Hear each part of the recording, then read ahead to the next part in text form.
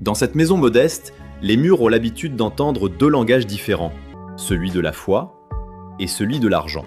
Je te dis, ma sœur, ma fille est dans une grande entreprise. Elle gagne bien. Non, très bien même. Ce n'est pas une petite... Bonjour ma fille, comment as-tu dormi? Viens. Bonjour papa, je vais bien et j'ai bien dormi, et toi? Ça va ma fille. Dieu nous fait grâce d'être encore debout aujourd'hui. Tu as prié ce matin? Oui papa, avant même de me lever. Alors le Seigneur ira devant toi aujourd'hui. Attends un peu, je te rappelle. Regarde comment tu es belle, ma fille. Ça, c'est l'œuvre de mes mains comme ça. Tu pars déjà? Tu n'oublies pas que si tu es là aujourd'hui, c'est grâce à moi, j'espère.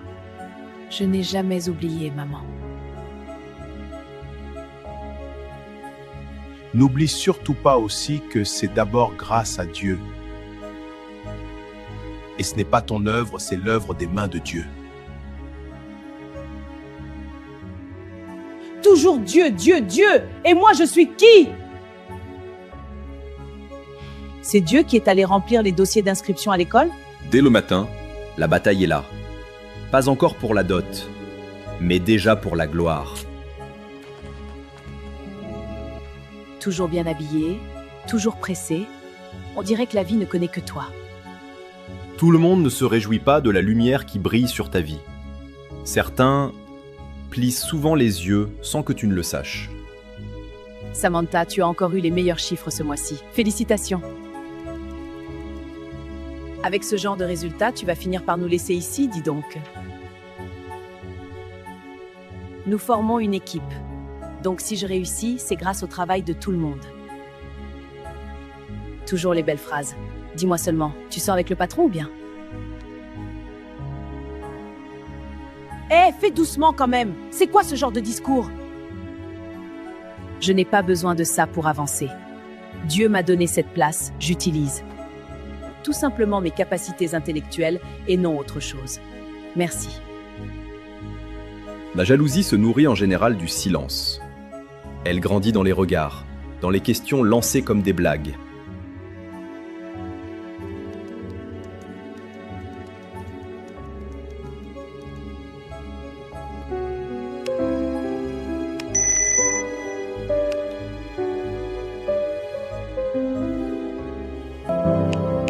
Et j'ai quelque chose d'important à te dire. Rémi ne sait pas qu'au moment même où il écrit ces mots, d'autres mots sont prononcés contre son futur et celui de Samantha. Ma fille n'est pas gratuite. Elle devra nous ramener un homme qui nous montrera qu'il est capable. Moi, je ne donne pas ma fille à un pauvreton. À ça, jamais de la vie.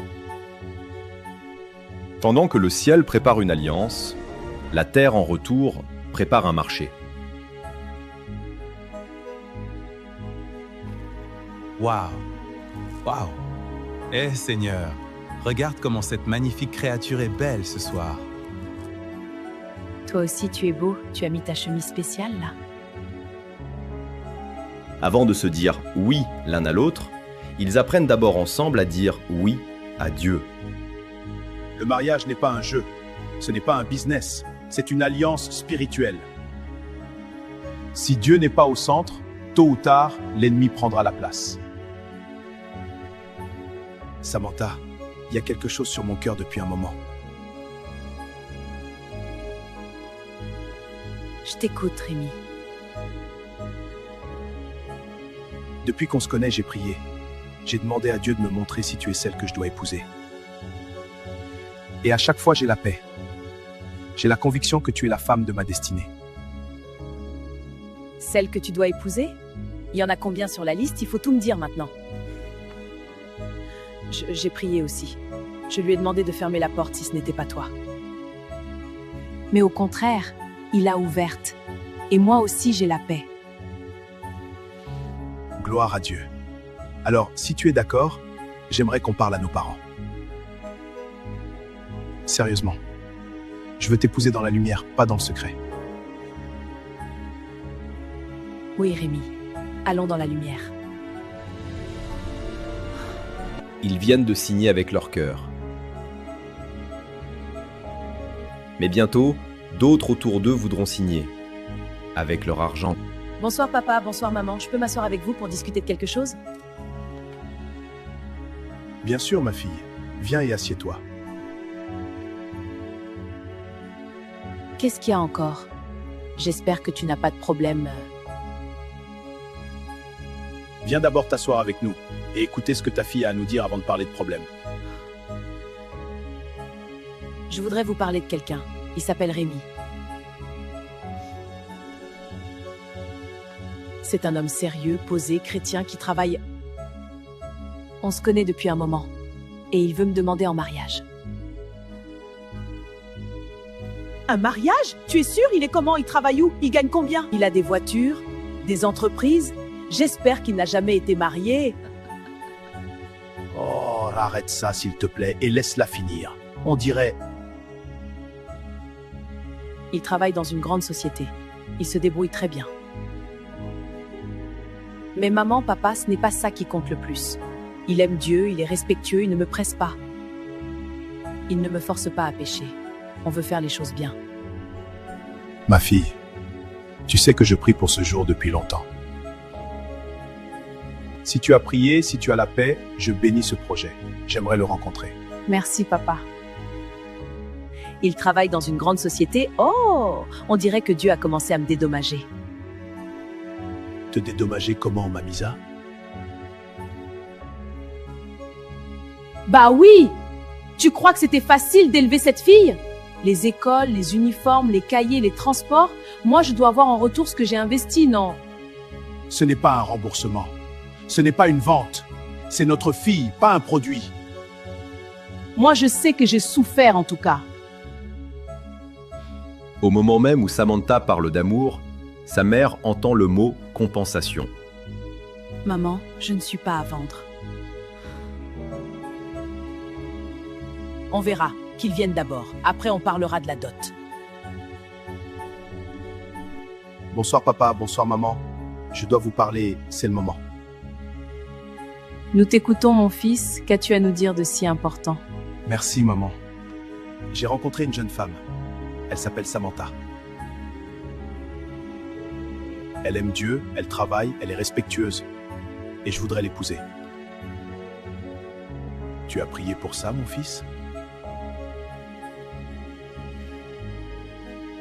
Oui, papa, longtemps, et j'ai la paix.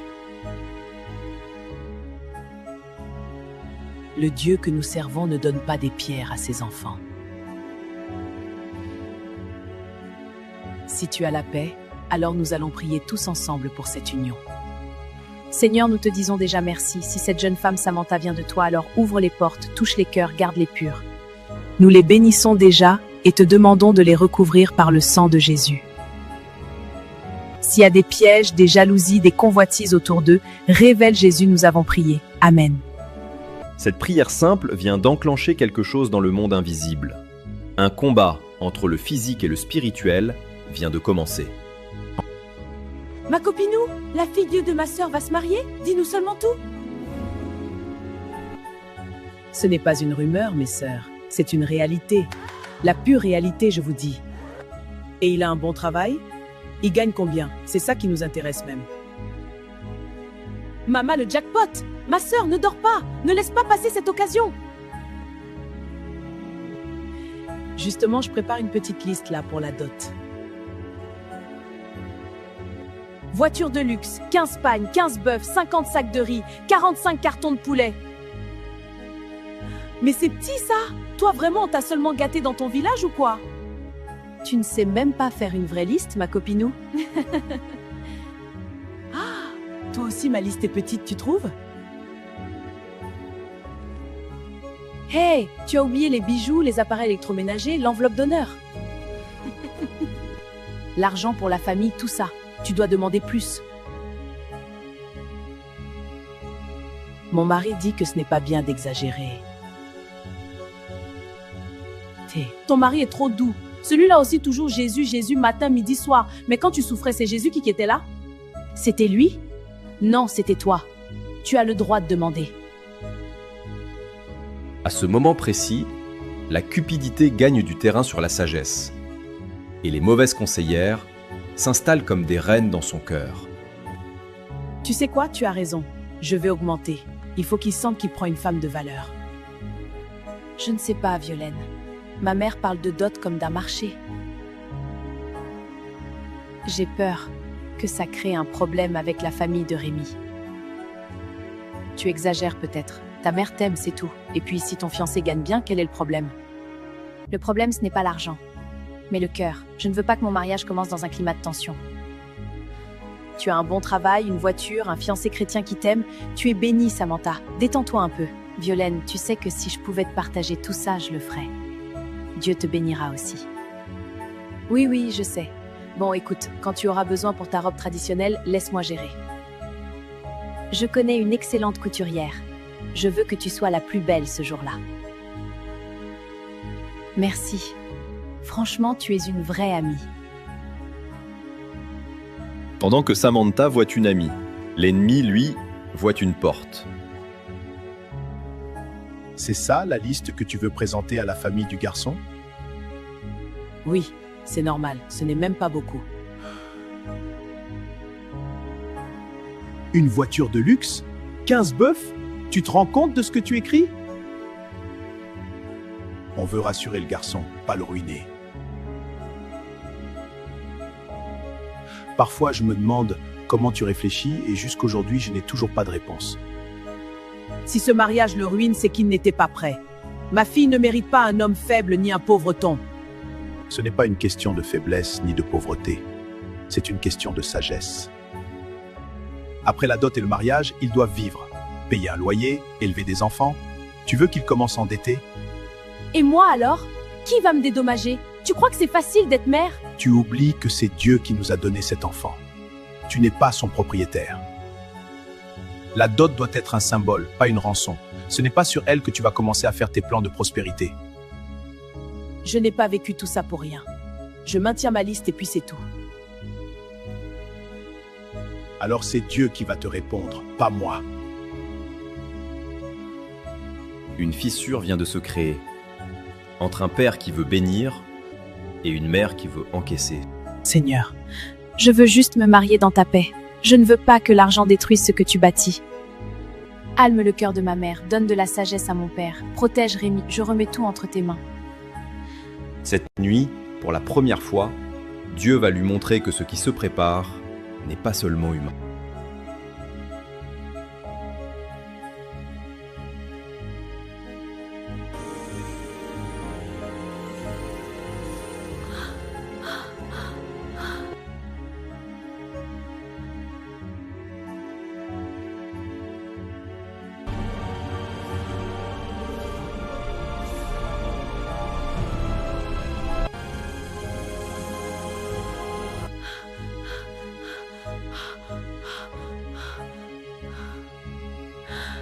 Qu'est-ce que c'était que ça?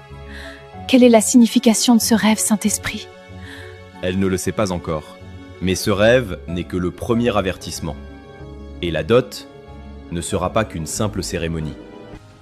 Seigneur, révèle-nous ce qui se cache derrière ce mariage. S'il y a quelque chose de tordu autour de la dot, montre-le, Père. Il y a quelque chose qui ne va pas avec cette histoire de dot. Oh Seigneur Jésus, voici celle qui est os de mes os et chair de ma chair. Elle s'appelle Samantha.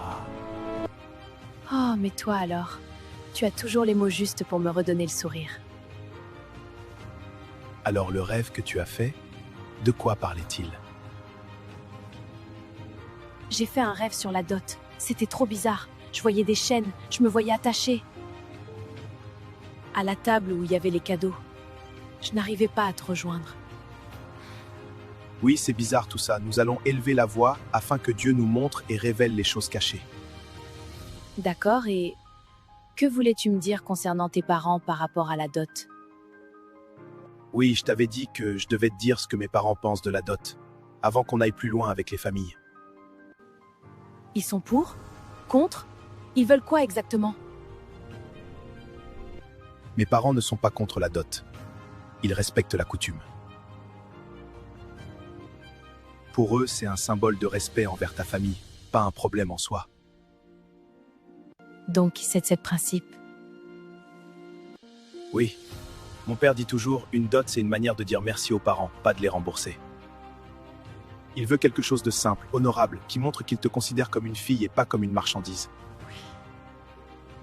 J'aime beaucoup cette phrase.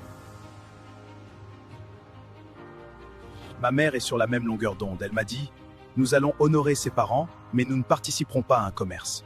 Elle ne veut pas que la dot devienne une source de conflit ou d'orgueil. Donc, ils ne sont pas contre, mais ils ne veulent pas d'exagération. Exactement. Ils sont pour une dot symbolique, raisonnable, en accord avec notre réalité. Ils pensent que le plus grand prix, c'est la responsabilité que je prends devant Dieu en t'épousant, pas le nombre de bœufs ou la marque de la voiture. Tu sais que c'est un peu ce que je ressens aussi. J'ai peur que chez moi, on voit la dot comme une occasion de récupérer tout ce qui a été dépensé pour moi. C'est pour ça que je voulais être clair avec toi avant.